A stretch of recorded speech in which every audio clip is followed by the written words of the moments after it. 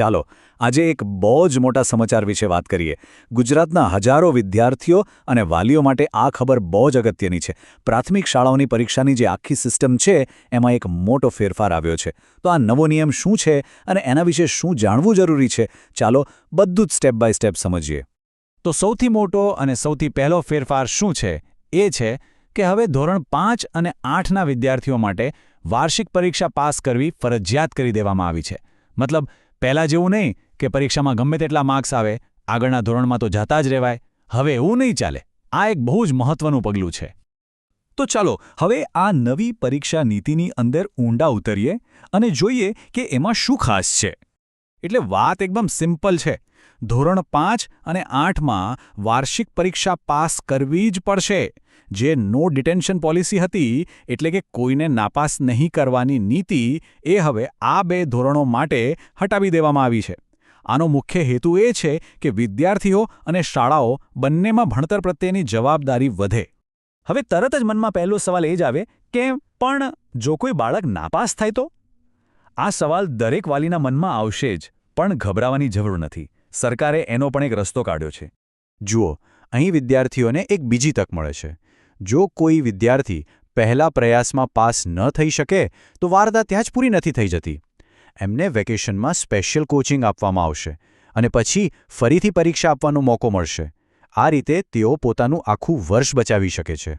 હવે એ પણ જાણવું જરૂરી છે કે આ નિયમો બધા ધોરણ માટે એક સરખા નથી. પરીક્ષા લેવાની પદ્ધતિ અને માર્ક્સમાં થોડો ફેરફાર છે. શું ફેરફાર છે? ચાલો જોઈએ. અહીંયા એક નાનો પણ બહુ જ કામનો ફેરફાર છે. ધોરણ 3 અને 4ના નાના બાળકો સીધા ક્વેશ્ચન પેપર પર જ જવાબ લખશે, જ્યારે ધોરણ 5 થી 8ના વિદ્યાર્થીઓને બોર્ડની પરીક્ષાની જેમ જ એક અલગ આન્સર શીટ આપવામાં આવશે. ખાલી પદ્ધતિ જ નહીં, માર્ક્સમાં પણ ફેરફાર છે. ધોરણ 3 અને 4નું પેપર 40 માર્ક્સનું રહેશે, જ્યારે ધોરણ 6 થી 8નું પેપર સીધું 80 માર્ક્સનું હશે. આ શું બતાવે છે કે જેમ જેમ ધોરણ મોટું થતું જાય છે તેમ તેમ અભ્યાસની ગંભીરતા પણ વધતી જાય છે. ચાલો હવે નિયમો તો સમજી લીધા, પણ વિદ્યાર્થીઓએ શું કરવું? પરીક્ષાના દિવસે પોતાને કેવી રીતે તૈયાર કરવા? ચાલો કેટલીક એવી ટિપ્સ જોઈએ જે સીધી સરકારી પરિપત્રમાંથી જ આવે છે અને જે ટેન્શન ઓછું કરવામાં મદદ કરી શકે છે. આ ટિપ્સ ખરેખર બહુ કામની છે. ખાસ કરીને પેલી 15 મિનિટવાળી વાત.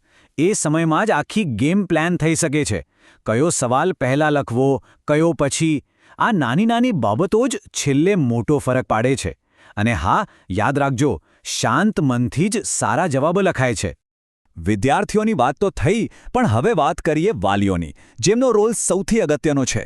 યાદ રાખજો, આ પરીક્ષા ખાલી બાળકની નથી, પણ આખા પરિવારના ટીમવર્કની છે. ઘરનું વાતાવરણ કેવું છે એની સીધી અસર બાળકના પરફોર્મન્સ પર પડે છે. આ બધી સલાહનો સાર બસ એક જ છે. દબાણ નહીં, પણ પ્રોત્સાહન.